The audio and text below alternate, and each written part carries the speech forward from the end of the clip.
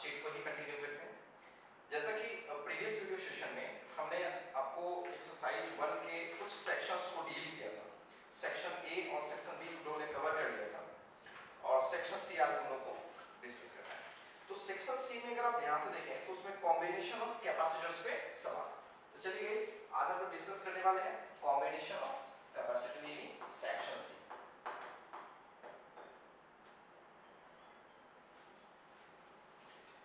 Section C में अगर आप फर्स्ट क्वेश्चन को देखें, सो फर्स्ट क्वेश्चन है three capacitors having capacity 20 microfarad, 30 microfarad and 40 microfarad are connected in series with 12 volt battery. Find the charge on each of the capacitor. How much work has been done by the battery in charging the capacitor? तो guys बहुत ही आसान है। अगर series में कोई capacitors लगे हैं तो सारे में सेम चार्ज होती है, ये तो आपको पता है। और जहां तक सेल के वर्क करने की बात है तो कोई भी सेल कितनी वर्क करती है, so Q times of delta V या Q times of EMF of that cell. और Q अगर हम पता कर लिए और E से मल्टीप्लाई करेंगे तो वही work done by the cell हो जाएगा। तो कुछ खास नहीं है, चाहे तो हम इसको बना भी सकते हैं या स्किप भी कर सकते हैं। तो चलिए फर्स्ट सवाल है, मैं इसे थोड़ा हिंट कर देता हूं। 12 वोल्ट बैटरी है, 20 माइक्रोफैराड, 30 माइक्रोफैराड एंड 40 माइक्रोफैराड। तो ऑब्वियस सी बात है, आपसे पूछा गया है कि total charge in each of the capacitor. So guys total charge निकालने के लिए सबसे पहला काम पूरे का हम इक्विवेलेंट निकालने बेटर होगा। अगर हम इनका इक्विवेलेंट सर्किट बना दें सी इस तरह से, ये 12 वोल्ट की बैटरी है, तो ये अगर हम पता कर ले तो टोटल चार्ज हमें पता पड़ जाएगा बड़ी आसानी से। Q equals CV, Q equals CV, बहुत ही आसान है। सो अगर मैं C इक्विवेलेंट निकालूं तो इस तरह से करना पड़ेगा 1/20, 1/30 एंड 1/40 एंड एलसीएम अगर हम लेते हैं तो 120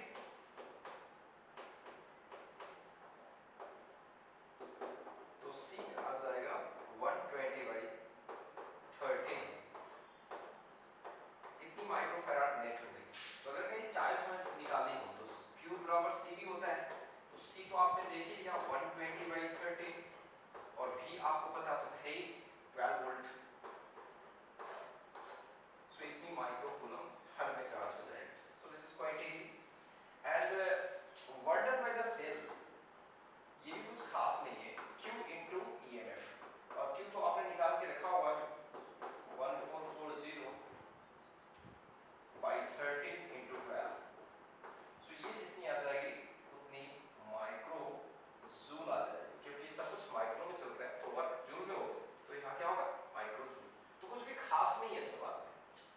चलिए आगे बढ़ते हैं, क्वेश्चन नंबर 2 पे बात करते हैं। Consider the situation shown in figure. The switch S is open for a long time and then closed.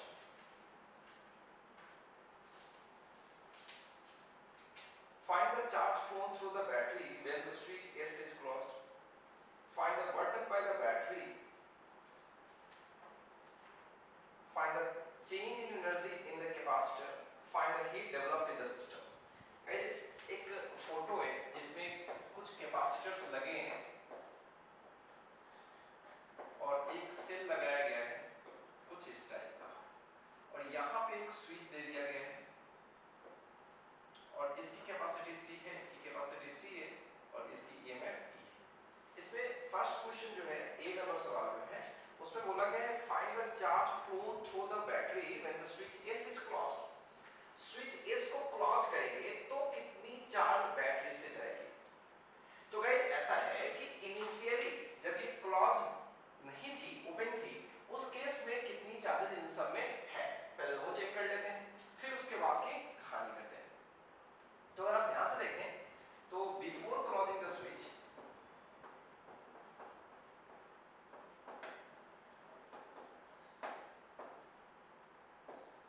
क्या क्या सिचुएशन रही होगी। तो ऑब्वियस सी बात है ये पूरी सीरीज में रही थी, बिल्कुल ये कोई कनेक्शन ही नहीं है, तो पूरा सीरीज में था। तो अगर मैं डायरेक्ट निकालने की कोशिश करूं Q, सो Q equals C equivalent to V। चलिए गाइस V तो E के बराबर होगा और C इक्विवेलेंट क्या होगा, C सीरीज में है तो C/2 E। इतनी चार्ज दोनों में होगी, इसमें प्लस इसमें माइनस, इसमें प्लस इसमें माइनस, इतनी चार्ज स्विच को क्लोज करने से पहले। लेकिन गाइस जैसे ही आप स्विच को क्लोज करोगे तो ये वाली जो कैपेसिटर है वो शॉर्ट सर्किट हो जाएगी। सोचो इसके मैंने क्या किया, डायरेक्ट यहाँ पे कंडक्टिंग वायर कनेक्ट कर दिया, तो जो अब जो सिस्टम बन जाएगी कुछ इस तरह से बन जाएगी, सिंगल सिस्टम बन जाएगी। ठीक है, जब ये शॉर्ट सर्किट हो गया तो फिर इस कैपेसिटर का कोई वर्क ही नहीं रह गया और ये सी रह गई। अब ये सिंगल कैपेसिटर है, तो अगर अभी के केस में इसमें चार्ज निकाली जाए तो that will be C into E. बहुत ही सिंपल है, सी इनटू ई। तो गाइस अभी यहाँ पे प्लस ही होगी और यहाँ पे माइनस।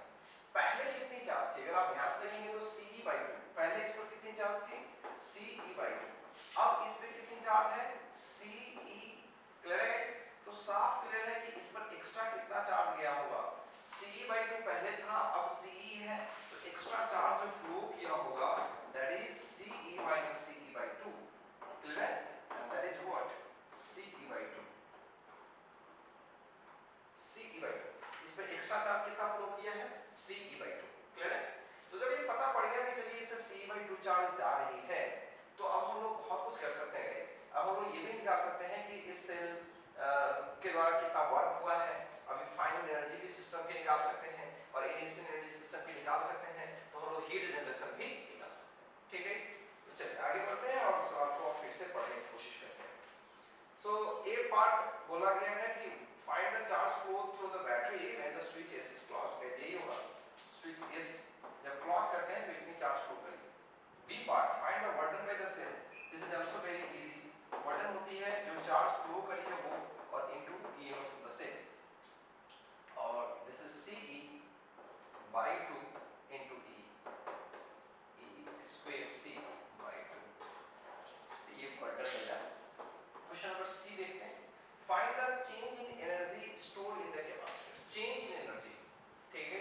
तो इनिशियली अगर मैं बात करूं, इनिशियल एनर्जी की मैं बात करूं, तो इनिशियल एनर्जी थी कितनी, ऑफ कोर्स अगर मैं सिंगल अगर कैपेसिटर बना लूं, क्योंकि दोनों था, तो सिंगल कैपेसिटर कितने का था, C/2 का।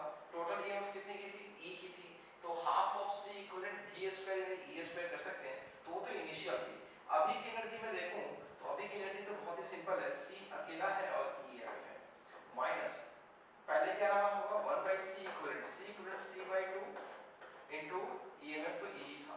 तो ये एनर्जी की दरअसल चेंज ही रही होगी। तो आप देख सकते हैं delta U equals half of CE² minus 1/4।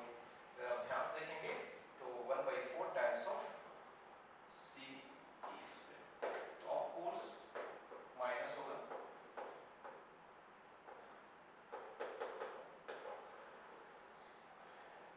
Clear है? तो ये हो गया आपका वो एनर्जी जो एक्स्ट्रा है, चेंज है actually. Find the heat developed in the system. तो बहुत ही सीधी बात है, हमने हीट का फॉर्मूला पढ़ ही रखा है, work done by the cell minus change in energy, इसलिए अलग पार्ट में निकाला गया है। और वर्डन बाय सेल ऑलरेडी आपने निकाल के रखा हुआ है, CE²/2 minus delta U 1/2 CE², sorry 1/4 CE², सो 1/4 CE², याद आएगा सॉल्व करने पर। सो दिस इज आंसर, कुछ भी खास इसमें। चलिए आगे बढ़ते हैं। आगे के सवालों को अगर आप ध्यान से देखेंगे तो इसमें कहीं ना कहीं रजिस्टर है, तो रजिस्टर वाले सर्किट हमें पढ़ने नहीं है, इसलिए इसे हम फिलहाल छोड़ रहे हैं। क्वेश्चन नंबर 4 की बात करते हैं।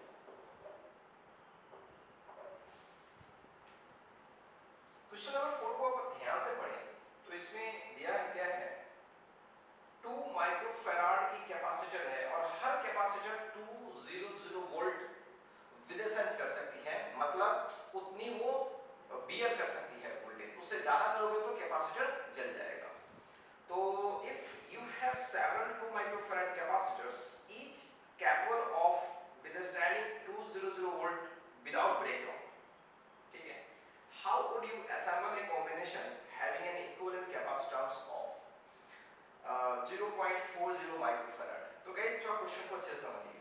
आपके पास 2 माइक्रोफैराड कैपेसिटर की, आपके पास 2 माइक्रोफैराड कैपेसिटर की और वोल्टेज होनी चाहिए 200 वोल्ट, इतनी वोल्टेज ये बियर कर सकती है। तो इनकी जो संख्या है बहुत सारी है, तो आपको इनकी एक पॉसिबल कॉम्बिनेशन करनी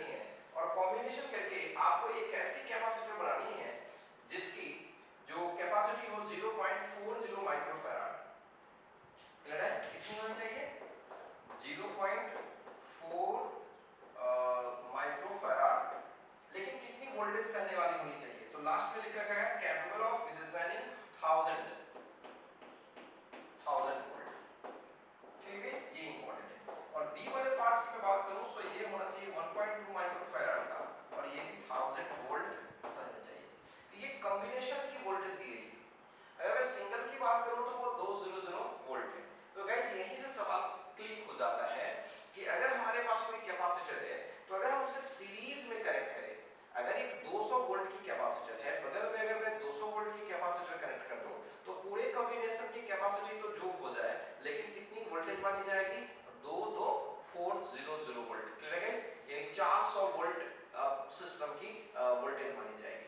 क्या मेरी बातें क्लियर है? और जो कैपेसिटी होगी वही सिस्टम की कैपेसिटी हो जाएगी। So this is quite easy to understand. So 1000 है तो मैं 200 को 5 बार जोड़ूंगा। इसका मतलब साफ है कि कहीं ना कहीं आपको 5 बार तो जोड़ना ही पड़ेगा। 5 बार तो जोड़ना ही पड़ेगा। 2 का 2 का 2 का 2 का 2 का। क्लियर है गाइस? तो ऐसे मैंने किया तो हमने क्या कर लिया गाइस? हमने वोल्टेज तो माइनस कर लिया, नो डाउट। वोल्टेज तो यहां पूरा का पूरा माइनस कर लिया 1000, बट हमने कैपेसिटर में प्रोडक्ट कर लिया। क्या प्रोडक्ट कर लिया? ध्यान से देखिए, 1 2 3 4 5, सो 2/5 हमने कर लिया। 2/5 यानी 0.4 का कर लिया। और गाइस पहले वाले में तो कोई इशू ही नहीं है। पहले वाले में तो डायरेक्ट बोला गया कि 0.5 का चाहिए, तो डायरेक्ट ही आंसर आ गया। क्योंकि ये जो सिस्टम है 5 कैपेसिटर्स की, वो 1000 वोल्ट विदर्शन कर रही है और इनकी जो इक्विवेलेंट कैपेसिटी है वो 0.4 है। बट ये पार्ट तो डायरेक्टली डन हो गया, इसमें तो दिमाग में नहीं लगाना पड़ा ज्यादा। अगर मैं बी पार्ट की बात करूं तो बी पार्ट में अगर आप ध्यान से देखें तो 1.2 माइक्रोफैराड की कैपेसिटर होनी चाहिए। तो गाइस 1000 के लिए तो ऐसे तो मुझे करना ही पड़ेगा, इसमें तो कोई शक की बात ही नहीं है। लेकिन ऐसे गाइस मैं अगर 3 रोज उसके पैरेलल में डाल दूं, मेरी बात ध्यान समझिएगा मैंने क्या बोला है। अगर ये 5 वाली और ऐसे मैंने 3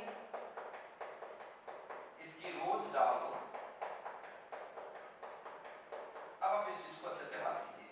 अभी पूरा का पूरा 1000 होगा ही, क्योंकि पैरेलल में वोल्टेज चेंज नहीं करता। अगर ये 1000 आ गया तो ये भी 1000, ये भी 1000, ये तो इशू नहीं है। बट ये वाला एक का कैपेसिटी 1 का कैपेसिटी 0.4 आ रहा है। तो ऐसे हमारे पास 3 है तो तीनों ऐड अप हो जाएंगे।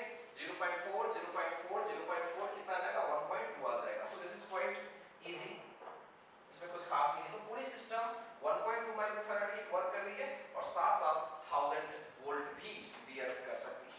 क्या मेरी बातें क्लियर है गाइस? तो चलिए गाइस आप इतना पहले कॉपी कर लीजिए, फिर हम लोग नेक्स्ट सवाल देखते हैं।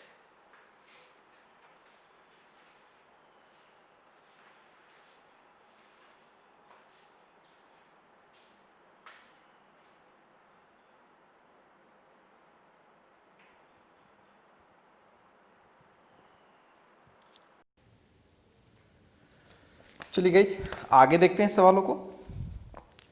अब नेक्स्ट क्वेश्चन है क्वेश्चन नंबर 5।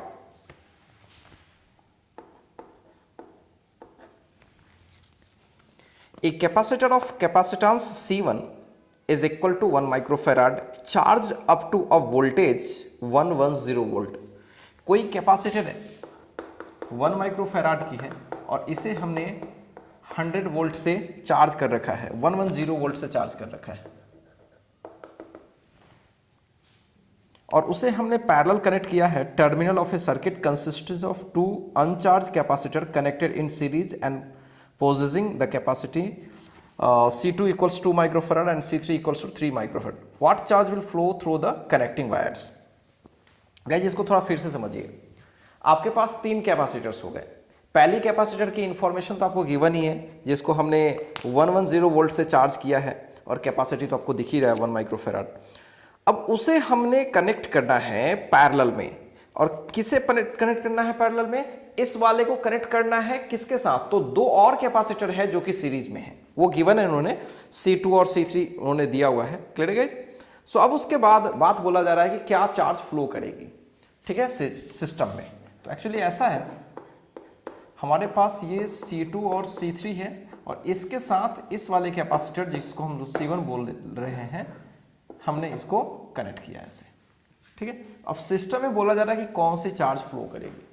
ठीक है, सिस्टम में कौन सी चार्ज फ्लो करेगी, what charge will flow through the connecting wires, मतलब इस कनेक्टिंग वायर से क्या चार्जेज अब फ्लो करेंगी। तो ऑब्वियस सी बात है कि चार्ज हमेशा क्या रहती है गाइस, कंजर्व रहती है।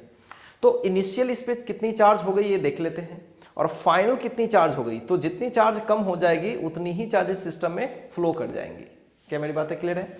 तो Q इनिशियल की मैं बात करूं तो Q इनिशियल होगी C into V and that is 110 microfarad. This is quite easy to understand, clear है गाइस। अगर मैं इस कैपेसिटर की बात करूं तो दिस इज 1 माइक्रोफेराड, C2 की बात करूं तो ये 2 है, और इसकी बात करूं तो ये 3 है, सब माइक्रोफेराड में। तो गाइस अभी अगर अच्छे से समझे तो इसको हम थोड़ी देर के लिए इस तरीके से भी समझ सकते थे, इसको हम सिंगल बना लें, हैंडल करने में आसान होगी। तो 2 और 3 सीरीज में है, तो 3 2 जा 6 एंड 3 2 5 कुछ इस तरीके का हो जाएगा इक्विवेलेंट, और ये तो 1 माइक्रोफेराड का है ही। अब ये चीज हम समझ पाएंगे कि अब इसमें कितनी चार्ज होगी, इसमें कितनी चार्ज अब हो गई। कॉमन वोल्टेज निकाल लेते हैं शेयरिंग ऑफ चार्ज से। तो भी कॉमन कैसे निकालते हो, आपको पता है C1 V1 plus C2 V2 divided by C1 plus C2, clear है गाइस। अगर दो कैपेसिटर है तो इसको मैंने दो में तो कन्वर्ट कर ही लिया। तो C1 V1 तो आपको पता ही है 1 इंटू 110, और इसकी पे तो इनिशियल में वाकई कोई चार्ज नहीं थी दोनों में, तो इस इक्विवेलेंट सिस्टम में भी कोई चार्ज नहीं होगी और कोई वोल्टेज नहीं होगी, सो ये पूरा का पूरा कैंसिल ही हो जाएगा। So what is C1, 1 plus 6/5। So finally 110 divided by 11/5 ऊपर चला जाएगा, और इस तरीके से 50 वोल्ट आपका कॉमन वोल्टेज आ जाएगा। यानी यहाँ पे 50 वोल्ट है और यहाँ भी 50 वोल्ट है। तो गाइज अब चार्ज फाइनल क्या होगी, एक फर्स्ट कैपेसिटर की बात करें तो 50 इंटू 1, सो 50 माइक्रोकूलम। बहुत ही सिंपल है गाइज, 50 माइक्रोकूलम। पहले कितनी चार्ज थी 110 माइक्रोकूलम, क्लियर। पहले कितनी चार्ज थी गाइज 110 माइक्रोकूलम, और अब कितनी चार्ज है 50 माइक्रोकूलम। तो कितनी चार्ज एक्स्ट्रा फ्लो करी होगी, तो साफ क्लियर है कि चार्जेस सिस्टम में फ्लो करी होगी 110 माइनस 50 एंड दैट इज 60।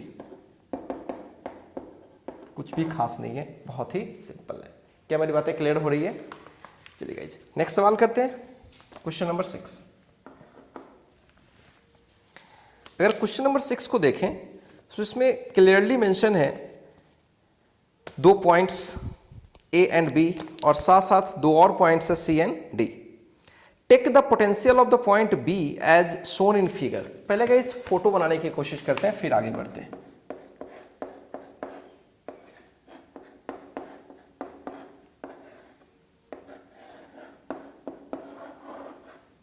इस तरह की सिस्टम है, ये 4 माइक्रोफेराड है, ये 8 माइक्रोफेराड है, ये 3 माइक्रोफेराड है, and this is 6 microfarad.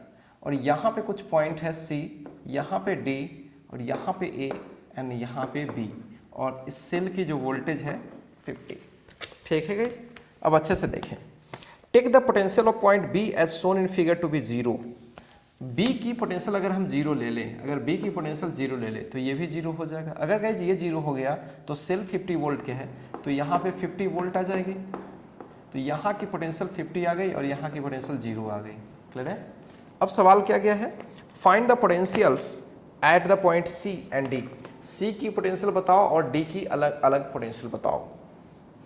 If uncharged capacitor is connected between C and D, what charge will appear in this capacitor? Second part तो गाइज पहले ही पार्ट का एक्सटेंशन है।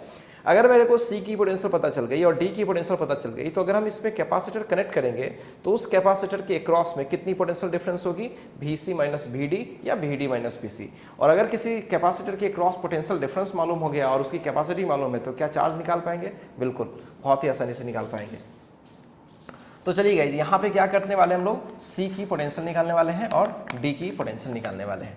अब इसको हम कैसे अप्रोच करें वो देखिए ध्यान से। अगर गाइज आप ध्यान से देखें तो जो भी इसकी पोटेंशियल होगी, ठीक है गाइज, अगर मैं इसकी पोटेंशियल थोड़ी देर के लिए V1 लिख देता हूँ, ठीक है, क्या लिख देता हूँ V1। तो अगर आप ध्यान से देखें और इसकी पोटेंशियल को मैं V2 लिख देता हूँ, सही है। अब मैं क्या कर रहा हूं गाइज, अच्छे से समझिएगा, A से हम लोग पूरे बी पे जाने की कोशिश करते हैं। कहाँ से? ए से बी पे जाने की कोशिश करते हैं। तो जब हम ए से बी पे जाएंगे तो निश्चित रूप से इसमें कुछ चार्ज हमें मालूम हो जाएंगी पहले वाले सेक्शन में, और फिर ए से बी में इस रास्ते से जाएंगे तो इस वाले सेक्शन से हमें चार्ज मालूम हो जाएंगे। अब कैसे मालूम हो जाएगी आपको पता है, चलिए दौड़ते हैं। तो भी ए की जो भी पोटेंशियल, आगे बढ़ते हैं, सो माइनस Q1/C यानी 4, आगे बढ़ेंगे तो माइनस Q1/8, ये होता है ना पोटेंशियल डिफरेंस। आगे पहुंच गए भी, और ए की पोटेंशियल तो 50 पता ही था, तो ये सब आगे सॉल्व करेंगे तो Q1/4 और ये भी Q1/8। सो फाइनली आप सॉल्व करेंगे, सो 8 एंड 4 2 जा 8 यानी 3Q1/8। सो Q1 आपको पता पड़ गया 400/3, ये माइक्रोकूलम चार्ज आपको पता पड़ गया। सिमिलरली हम लोग Q2 निकाल पाएंगे गाइज बहुत ही आसानी से। तो अगर मैं भी माइनस 2 बार चलूँ तो Q2/3 Q2/6 और हम लोग पहुंच गए बी पे, और बी की पोटेंशियल तो डेफिनेटली 0 है, इसलिए हम लोग डायरेक्ट आगे बढ़ जाएंगे। सो भी ए विल बी, इसको सॉल्व करें तो ये हो जाएगा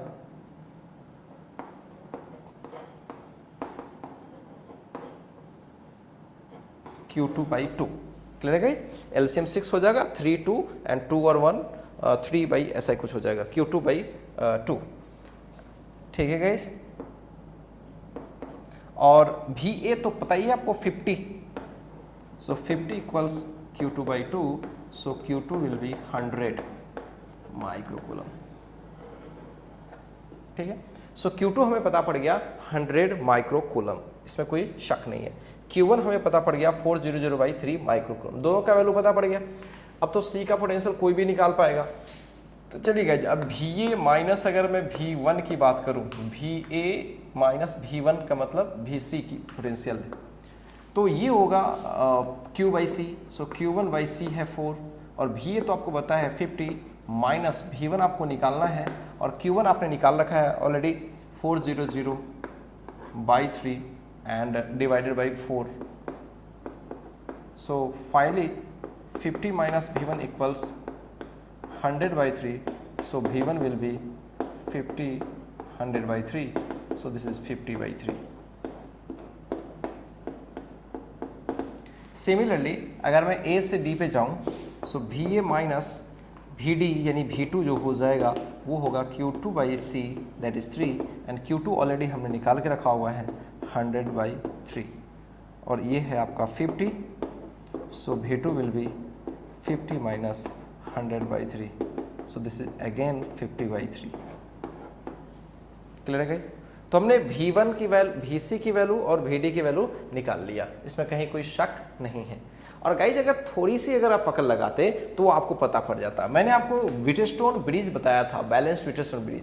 उसमें क्या होता है कि अगर यहाँ पे कोई कैपेसिटर लगता है, इसकी रेशियो और इसकी रेशियो इक्वल होती है, तो यहाँ की वोल्टेज और यहाँ की वोल्टेज इक्वल हो जाती है। मतलब यहाँ से यहाँ पे कोई करंट, कोई चार्ज वगैरह फ्लो नहीं करती। तो साफ जाहिर है कि 4:3 का जो रेशियो है और 8:6 का जो रेशियो, वो दोनों बराबर है। इसका मतलब C की वोल्टेज और D की वोल्टेज डेफिनेटली क्या होने वाली थी? बराबर ही होने वाली थी। क्या मेरी बात है क्लियर है गाइज? तो इसकी वोल्टेज और इसकी वोल्टेज बराबर है। इसका मतलब है कि अगर हम एक ही पार्ट में निकाल लेते हैं अगर 50/3, तो ये करने की जरूरत भी नहीं होती, डायरेक्ट हम लोग 50/3 भी कर सकते थे। तो बहुत ही आसान है, आप इस चीज़ को सोच सकते हैं। अब इसके क्रॉस अगर कोई कैपेसिटर अगर आपने लगा भी दिया तो कोई फर्क पड़ने वाला है? नो। सो कोई भी चार्ज स्टोर नहीं होगा।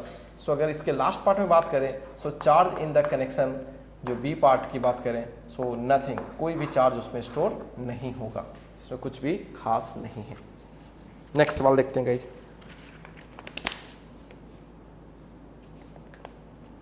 नेक्स्ट सवाल में आपको 2 पॉइंट्स दी गई है ए और बी, और उनके बीच की पोटेंशियल डिफरेंस फाइंड आउट करनी है। आइए गाइज देखते हैं एक सवाल। इसके फर्स्ट पार्ट को देख लेते हैं। 7 का फर्स्ट पार्ट क्या है? एक सेल इस तरीके से कनेक्ट कर रखा है, कुछ कैपेसिटर्स भी लगे हैं।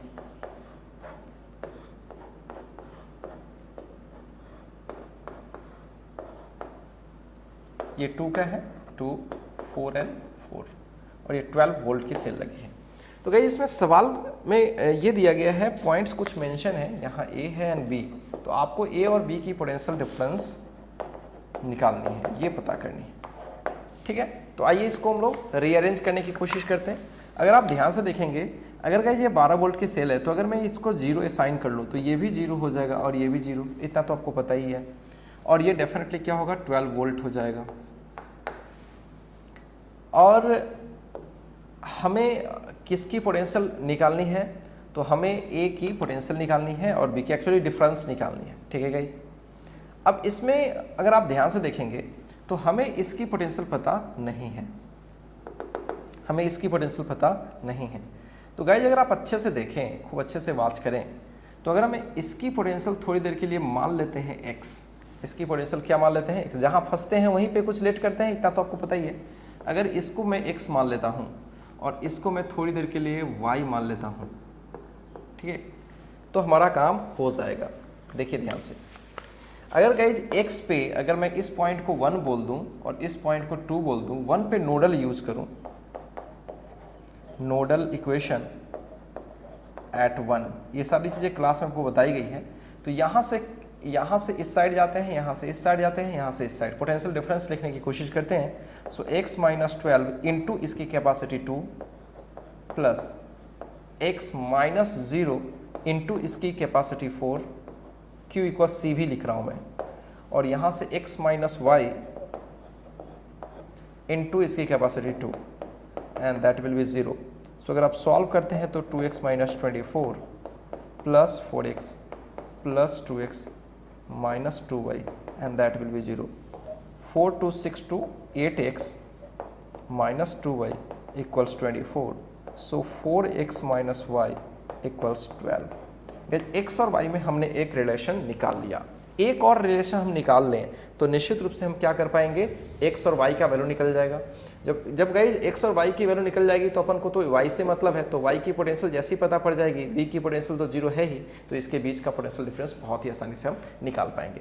तो चलिए गाइस आगे बढ़ते हैं और आगे हम लोग ये डिस्कस करने की कोशिश करते हैं कि इस यहाँ पे नोडल इक्वेशन क्या है। तो लिखते हैं नोडल एट ए। अगर मैं ए पे नोडल लिखूं तो कैसे होगा, बस यहाँ पे 2 ही सर्किट है, एक यहाँ से यहाँ चले जाओ और एक बार यहाँ से, बस 2 ही है। तो यहाँ से यहाँ जाएंगे तो ऑफ कोर्स y माइनस 0 लिखना पड़ेगा इंटू इसकी कैपेसिटी 4 है प्लस, अगर मैं यहाँ से इस साइड में जाऊँ तो y माइनस एक्स इंटू 2 लिखना पड़ेगा एंड दैट विल बी 0। तो सॉल्व करके देखेंगे तो ये होगा 4y plus 2y minus 2x will be 0। So 6y will be 2x, so here x will be 2 3y, ठीक है। तो अब यहाँ से बहुत ही आसान है सॉल्व करना चीज़ों को। तो x का वैल्यू पता पड़ गया, तो अगर मैं उसको सॉल्व करने की कोशिश करूँ तो यहाँ पे अगर 3y का वैल्यू मैं डाल दूँ, क्योंकि मेरे को y चाहिए बस, तो x के जगह पर मैं यहाँ से सॉल्व करूँ तो 4 into 3y minus Y equals 12 हो जाएगा एंड 11 हो जाएगा। So 11y equals 12.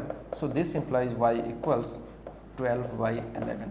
तो साफ क्लियर है कि इसकी पोटेंशियल कितनी आ रही है, 12/11, और इसकी पोटेंशियल 12/11 आ रही है और इसकी पोटेंशियल 0 है, तो डिफरेंस क्या होगा, 12/11 ही होगा। क्या मेरी बातें क्लियर है गाइस? तो दिस इज क्वाइट इजी, इसको कॉपी कीजिए।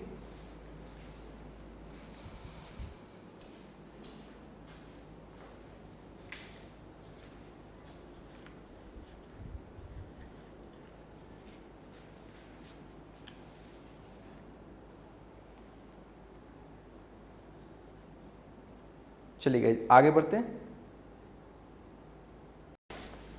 चलिए गाइज आगे बढ़ते हैं।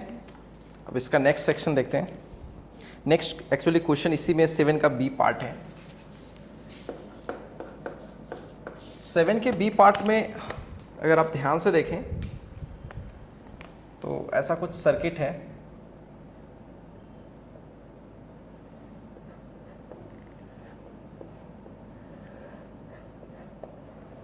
ये सेल है, 12 वोल्ट की सेल है और यहाँ पे 24 वोल्ट की सेल है, 4 माइक्रोफैराड की कैपेसिटर है एंड दिस इज 2 माइक्रोफैराड, और यहाँ पे बी पॉइंट ले ली गई है और यहाँ पे ए पॉइंट ले ली गई है, और ए और बी के बीच का पोटेंशियल डिफरेंस फिर से निकालना गाइज। तो बहुत ही सिंपल है, ये तो बहुत ही सिंपल है। अगर आप ध्यान से देखिए तो सिंगल सर्किट है गाइज, तो ये तो कुछ है ही नहीं इसमें, बस एक बार सर्किट में दौड़ जाओ डायरेक्ट चीज़ें आ जाएंगी। तो गाइज 24 में और 12 में अब ध्यान से देख रहे हो ये ज़्यादा तगड़ा है ना, तो ये ज़्यादा तगड़ा है तो फिर इस तरीके से चार्जेस फ्लो कर जाएंगी, क्लियर है।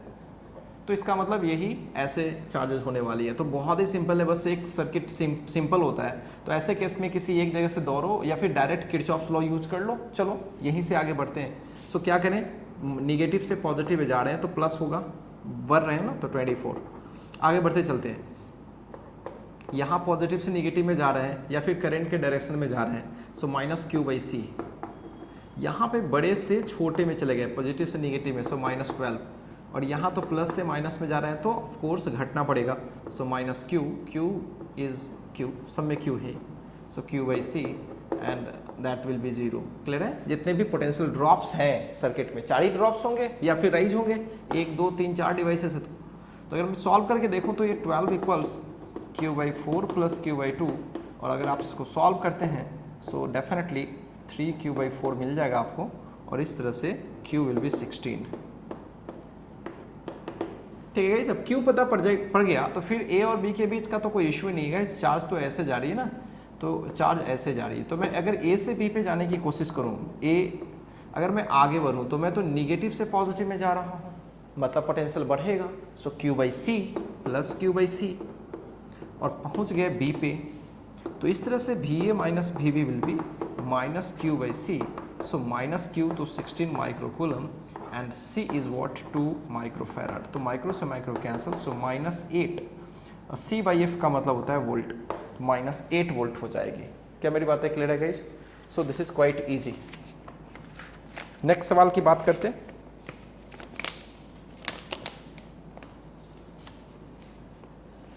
नेक्स्ट सवाल में कुछ असेंबलीज हैं A, B एंड C, और तीनों का इक्विवेलेंट कैपेसिटी निकालना है। ठीक है गाइज, तो इसमें कुछ खास नहीं है, मैं थोड़ा हिंट करता हूँ, आप अपने शीट में देखें अच्छे से। ए नंबर सवाल की बात करें तो 1:2 और 3:6, क्या दोनों का रेशियो सेम है तो 5 वाला गायब हो जाएगा। तो गाइज ये तो बहुत ही सिंपल सर्किट हो गया। अगर मैं सी की बात करूँ तो ये भी बैलेंस्ड विट्रेशन ब्रिज है, बस इसको थोड़ा अलग तरीके से रीअरेंज करके लिखना सिखाया था मैंने क्लास में। और बी में गाइज कुछ भी नहीं है, बी भी बैलेंस्ड विट्रेशन ब्रिज ही का ही है, बस जो अंदर में ब्रिज न बना करके बाहर में 5 निकाल दिया गया है, लेकिन रेशियोज अगर देखिएगा साइड वाइज तो एग्जैक्टली वही है। इसलिए 8 नंबर सवाल में कुछ भी करने को नहीं है। 9 की बात करते हैं। Find the equivalent capacitance of the combinations shown in the figure between the indicated points. अगर मैं क्वेश्चन नंबर 9 की बात करूं तो क्वेश्चन नंबर 9 में पॉइंट्स इंडिकेट करी गई है और फिर आपसे इक्विवेलेंट कैपेसिटी पूछी गई है। गाइज इसमें भी अगर फर्स्ट पार्ट को देखेंगे कुछ खास नहीं है, तो आप देखेंगे यहां पे कुछ इस तरीके का सिचुएशंस गिवन है और यहां ऐसे गिवन है। डेटा आप चाहें तो लिख सकते हैं। यहां पे एक ऐसे उन्होंने 5 का, अब सोचो गाइज, अगर आप इन दोनों पॉइंट्स पे फिलहाल फोकस करो, अभी हमें तो निकालना है इन दोनों पॉइंट्स के बीच, यूँ कहें ऐसे सही है, वो बात वही हुआ, बात में कोई फ़र्क नहीं है। अगर मेरे को ए और बी के बीच इक्विवेलेंट कैपेसिटी निकालना है तो साफ दिख रहा है कि 2 और 4 की रेशियो और 4 और 8 की रेशियो इक्वल है, तो ये 5 का कोई वर्क नहीं होगा। तो सिंपल सर्किट इस तरह से बन जाएगा, बहुत ही सिंपल है। ये ए पॉइंट है और ये बी पॉइंट है, कुछ खास नहीं है इसमें। क्लियर है guys? And this 4 × 2 / 4 + 2, 8 × 4 × 4 8 + 4 8 + 4 and this is, तो ये सारे के सारे किसमें है? पैरेलल में है। तो बहुत ही आसान है ये 9 का ए पार्ट। अगर मैं बी पार्ट की बात करूं, ठीक है गाइज, अगर हम लोग बी पार्ट की बात करें तो बिल्कुल बी पार्ट में हर इंडिविजुअल भी दिख रहा होगा। जस्ट ऊपर को अगर आप सोचो तो ये एक आपको दिख रहा होगा, ठीक है गाइज, बिल्कुल दिख रहा होगा, ये एक बैलेंस्ड विट्रेशनल ब्रिज दिख रहा होगा हर पार्ट के लिए।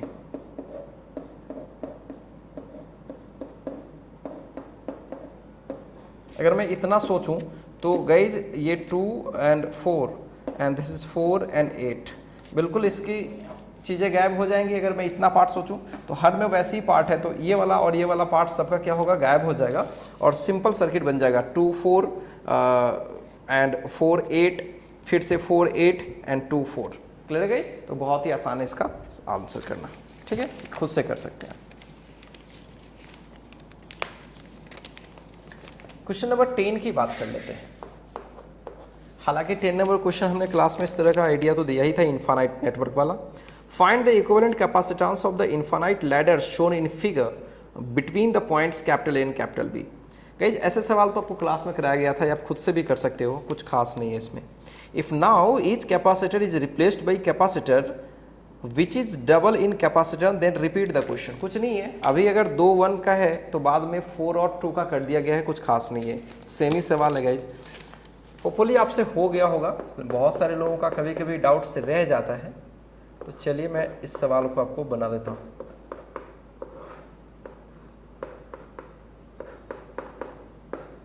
ये 2 1 ए और बी, 2 1 2 1 और ऐसे इनफाइनाइट पर चली गई। तो मैंने जैसे कि पहले बताया था कि एक रिपीटिंग यूनिट को आप छांट लीजिए और ए और बी के बीच का अगर सी इक्विवेलेंट अगर आप लेट कर रहे हो एक्स, तो ऐसा हो जाएगा अगर एक रिपीटिंग यूनिट को छांट भी लेंगे तब भी इसके बीच और इस पॉइंट के बीच हम कितना का रख सकते हैं, एक्स का रख सकते हैं। मैंने पहले बताया था कि पूरे सिस्टम की जगह पर आप एक्स रख सकते हैं, क्योंकि छोटे यूनिट छट जाने से विशेष कोई फर्क नहीं पड़ा होगा, ऐसा हम लोग मान के चलते हैं।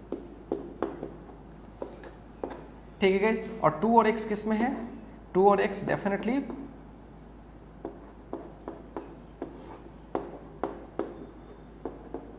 सीरीज में है, तो ऐसा कुछ हो जाएगा, और ये 1। अब ये पैरेलल है तो C इक्विवेलेंट क्या होगा, दोनों ऐड हो जाएगा,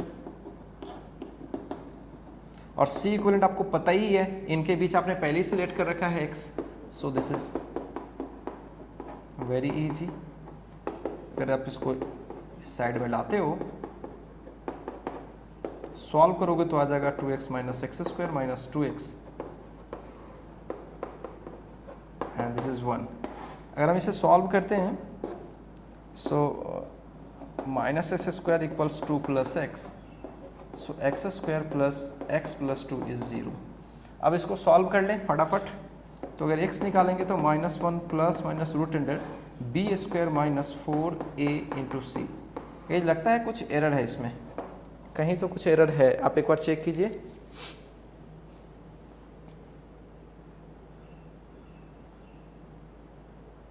यहाँ पे एरर है guys, 2x plus X square होना चाहिए था ना, बिल्कुल, और ये तो फिर यहाँ प्लस एक्स स्क्वायर होता, so this is plus X square, तो ये सब कुछ यहाँ पे सॉल्व करते हैं। So X square minus X minus 2 is 0, तो यहाँ से x की वैल्यू अगर निकालते हैं तो माइनस बी यानी plus, plus minus root under B square यानी 1 minus 4a into C by 2a। सो x की value 1 plus minus root under 8 and 9, तो x की वैल्यू 1 प्लस माइनस 3 बाई 2। तो साफ क्लियर है, x की एक पॉजिटिव वैल्यू आएगी विच इज 2 3 1, और एक आएगी -1। सो -1 तो कभी हो नहीं सकता क्योंकि कैपेसिटी कभी निगेटिव नहीं होती, so answer should be 2। Clear है गाइस? तो ऐसे सवाल मैंने आपको बता रखा है, कुछ खास नहीं होता।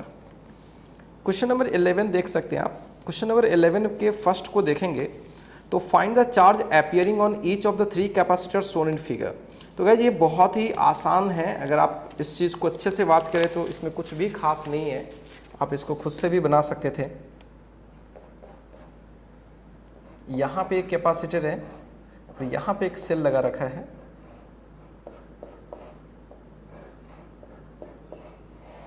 ऐसा है ये 4 का है, ये भी 4 का है, एंड दिस इज 8। तो गाइज इसको ना बहुत आसानी से सोच सकते हो, कुछ भी खास नहीं है इसमें, बहुत ही ओरल है सवाल। कैसे ओरल है देखो, ये 4 और 4 इक्वल है, यहाँ से चार्ज जाएगी और जब इक्वल कैपेसिटर है तो इसमें इक्वल चार्ज आएगी, ये तो कंफर्म है कि इक्वल चार्ज आएगी। अब गाइज ऐसा करते हैं ना, इसको ओरल बनाने के लिए पहले ये 4 को मैं सीरीज पैरेलल में एक कर लेता हूँ, तो 4 और 4 8 हो गया।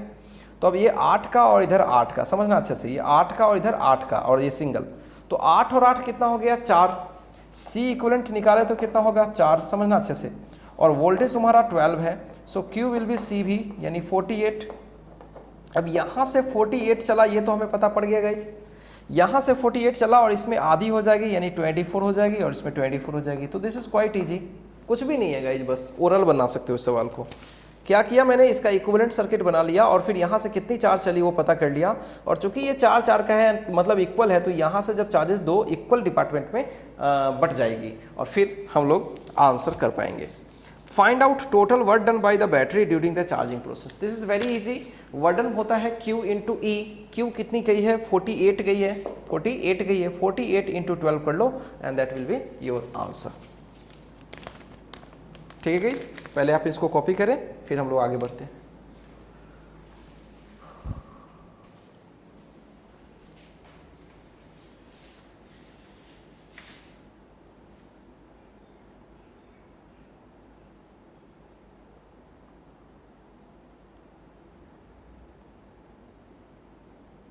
चलिए गाइस आगे बढ़ते हैं।